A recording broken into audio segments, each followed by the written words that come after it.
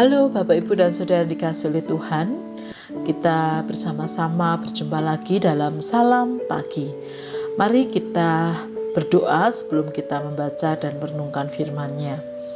Tuhan Allah yang mengasihi kami, terima kasih untuk hari yang baru di mana kami masih diberikan kesempatan untuk melakukan segala tugas dan aktivitas kami. Dan sebentar kami akan membaca dan merenungkan firman-Mu, kiranya Tuhan menolong kami. Di dalam nama Tuhan Yesus kami berdoa. Amin. Bapak Ibu dan Saudara yang dikasihi oleh Tuhan, firman Tuhan yang akan kita baca dari kitab Mazmur pasal 54 sampai pasal 55. Demikian. Untuk pemimpin biduan dengan permainan kecapi, nyanyian pengajaran Daud. Ketika orang Sifi datang mengatakan kepada Saul, Daud bersembunyi kepada kami. Ya Allah, selamatkanlah aku karena nama-Mu. Berilah keadilan kepadaku karena keperkasaanmu. Ya Allah, dengarkanlah doaku. Berilah telinga kepada ucapan mulutku, sebab orang-orang yang angkuh bangkit menyerang aku. Orang-orang yang sombong ingin mencabut nyawaku. Mereka tidak mempedulikan Allah. Sesungguhnya Allah adalah penolongku. Tuhanlah yang menopang aku. Biarlah kejahatan itu berbalik kepada seteru-seteruku. Binasakanlah mereka karena kesetiaan-Mu. Dengan rela hati aku akan mempersembahkan korban kepadamu. Bersyukur sebab nama-Mu baik, ya Tuhan, sebab Ia melepaskan aku dari segala kesesakan dan mataku memandangi musuhku. Untuk pemimpin biduan dengan permainan kecapi, nyanyian pengajaran Daud. Berilah telinga ya Allah kepada doaku. Janganlah bersembunyi terhadap permohonanku. Perhatikanlah aku dan jawablah aku. Aku mengembara dan menangis karena cemas, karena teriakan musuh, karena aniaya orang fasik, sebab mereka menimpakan kemalangan kepadaku, dan dengan geramnya mereka memusuhi aku. Hatiku gelisah, kengerian maut telah menimpa aku. Aku dirundung takut dan gentar. Perasaan seram meliputi aku. Pikirku, sekiranya aku diberi sayap seperti merpati, aku akan terbang dan mencari tempat yang tenang. Bahkan aku akan lari jauh-jauh dan bermalam di padang gurun. Aku akan segera mencari tempat perlindungan terhadap angin, ribut, dan badai. Bingungkanlah mereka, kacaukanlah percakapan mereka ya Tuhan, sebab aku melihat kekerasan dan perbantahan dalam kota. Siang malam mereka mengelilingi kota itu di atas tembok-temboknya, dan di dalamnya ada kemalangan dan bencana. Penghancuran ada di tengah-tengahnya, di tanah lapangnya tidak habis-habisnya ada penindasan dan tipu. Kalau musuhku yang mencela aku masih dapat menanggungnya. Kalau pembenciku yang membesarkan diri terhadap aku masih dapat menyembunyikan diri terhadap dia.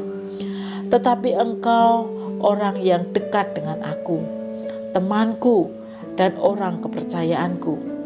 Kami yang bersama-sama bergaul dengan baik dan masuk rumah Allah di tengah-tengah keramaian. Biarlah maut menyergap mereka. Biarlah mereka turun hidup-hidup ke dalam dunia orang mati. Sebab kejahatan ada di kediaman mereka, ya dalam batin mereka. Tetapi aku berseru kepada Allah, dan Tuhan akan menyelamatkan aku. Di waktu petang, pagi, dan tengah hari aku cemas dan menangis, dan Ia mendengar suaraku. Ia membebaskan aku dengan aman dari serangan terhadap aku, sebab berduyun-duyun mereka melawan aku.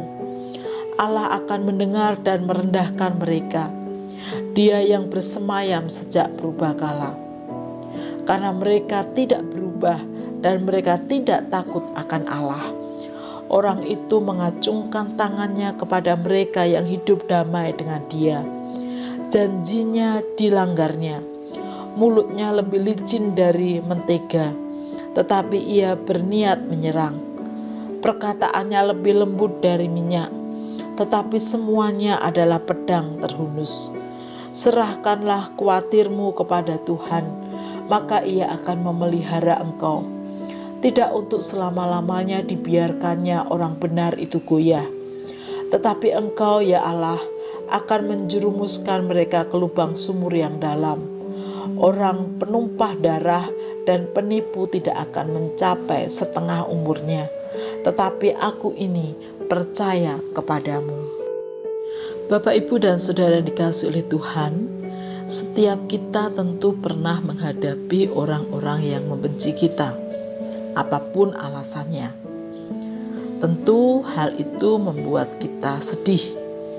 Apalagi jika orang-orang yang membenci kita justru orang-orang yang dekat dengan kita, atau orang-orang yang dulunya bersama-sama dengan kita.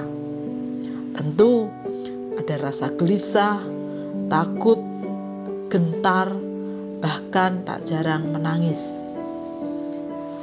Hal-hal itulah yang dihadapi oleh pemazmur.